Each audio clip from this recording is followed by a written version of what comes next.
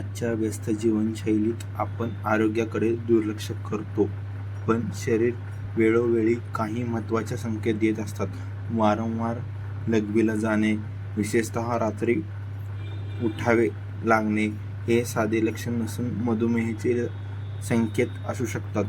यासोबतच सतत तहान लागणे, घसा कोरडा पडणे, अशक्तपणा किंवा वजन कमी होणे ही लक्षणे दिसल्यास सावध राहणे गरजेचे आहे.